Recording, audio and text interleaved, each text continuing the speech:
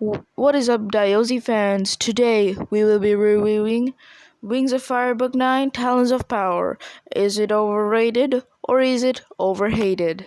Before we begin, guys, timestamps in the description if I am possible to add them. If not, they'll probably be in the future. Okay, so first up, announcements. So stay tuned this week because in the past 2 weeks I was only able to upload one video, but this week I'm going all out. Today there's going to be a video. On Thursday there's going to be a new video. Then on the weekend there's going to be an amazing special, especially celebrating my 8K passing.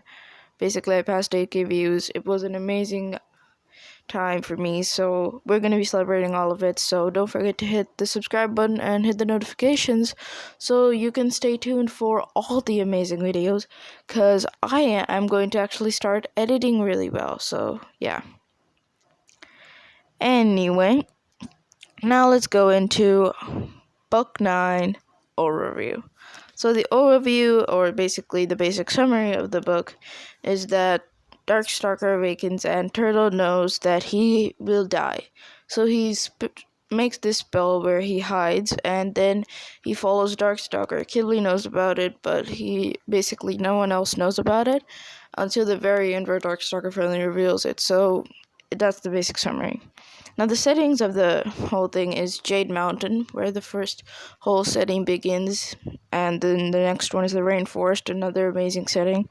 The Night Kingdom is one of the best settings. It was introduced in this one, sort of. Like, Book 10 introduced it, like, Book Legends introduced it, like, in the timeline, but technically this is the first moment when almost everyone saw the Night Kingdom. It was amazing. And finally, the beach. I mean, the Sea Kingdom was there, but it was, like, the shortest part. Like, the beach was there for a bit, too. Like, those two are, like, the minor ones. And, yeah, that's basically the only thing I gotta say for the overview. Okay, moving on to the story. Okay, so the main part of the story that I want to talk about is the plot, because boy, does this whole thing doesn't make sense. And this is going to be a big part of this weekend's video. But basically, the plot of the whole of Jade Mountain has just crashed.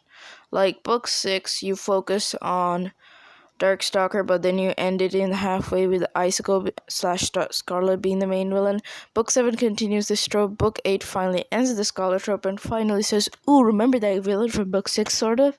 Well, he's back and he's more evil. And then Book 9 continues it, but it's more like it's more like if Turtle was a wall. Literally, most of the book is like if Turtle was the wall and we were just hearing the conversations of everyone else. We literally barely hear Turtle's, like, whole idea. In the whole part where they were in the Jade Mountain, there was this whole scene where I was trying to find a moment where Turtle talked, but he never did, because the whole time Turtle was just standing there like a wall. And I don't think that's great plot writing, and the plot just falls off throughout this whole story. The plot remains very well for this whole story. Like, this story itself, it's a good plot, but the whole sequence, when you go through the whole build-up from Book 6, it is just a crashing plane, or let me say, a crashing dragon. Anyway, now let's move on to my favorite part of all these things, the characters. So, first up, the main character, the star of the show, Turtle. Turtle is the most flattest character I have ever met. And to say the truth, out of all the main characters, he's my least favorite. And I hate this because I honestly do love Turtle. He's a great character. But he's right about himself. He has zero main character vibes. He is literally what Tweety wants him to do is she wants us so that we realize that the side character Turtle is actually a good main character.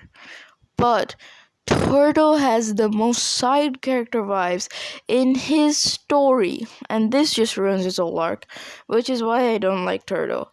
I like Turtle, but I don't like his development, which is where he falls off. Anemone. Screw Anemone. They literally ruined her. She was one of my favorite dragons, but they ruined her in Book 9, and I just don't want to talk about it.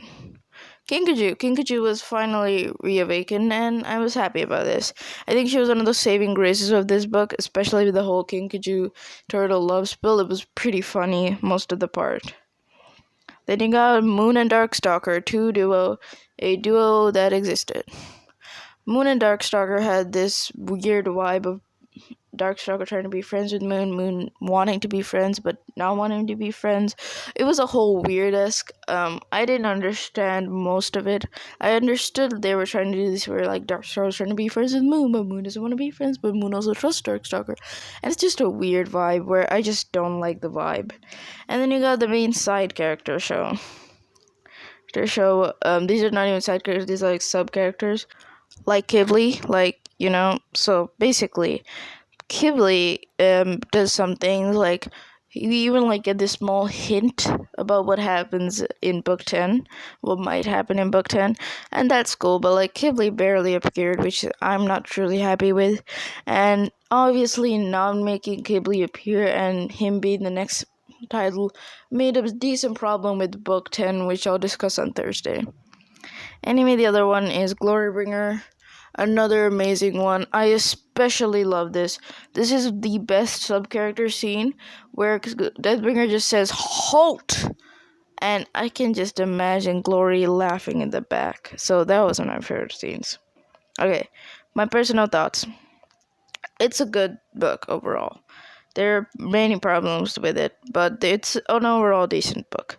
How would I recommend it? Sorta. This is the first book where I wouldn't say you should read it. I'm saying it's a more 50-50 book. More like actually a 30-70 book. The 30 is for good. The book mostly falls flat with the main character vibe, but goes well as this story of more about exploration than about focusing on character development and like shining the main character. It focuses more on the world building, sort of. Yeah, there's more world around the world-esque than the main character focus-esque. If you like that sort of stuff, I would recommend it, but otherwise, if you like the main character to be developed throughout the book, it's not for you. Now, the truth is, basically, I felt pretty happy about, as I just told, I was pretty happy about the funny scenes, like Deathbringer going halt, but most of the book can be represented by one word. It is so annoying. Just annoying. An enemy is annoying, Turtle being a flat-headed, just literally Turtle being the most flat character is the most annoying bit of this book. So yeah. Now, what is my overall rating of this book? Now, I was going to go for a decent 6 or so, but after going through everything, like, I normally give a flat rating, but after, like, talking about what I think about it, sometimes it goes higher, sometimes it goes lower, like, with Escaping Pro, its original score was an 8 when I began the recording, but it changed after I talked about it because I truly didn't find a problem, so it went to a 9.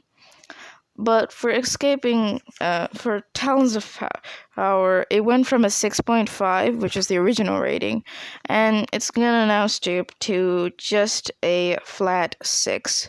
If you're wondering where that puts it, after the whole Escaping Peril-esque, it is tied with Brightest Night as my 6th most favorite book, but if I had to be true, like, the Brightest Night is better than Talons of Power.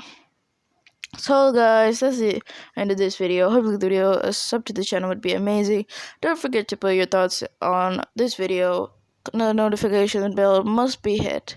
And if you're wondering if I have an OC, that's a surprise. But guys, that's Diozy going out.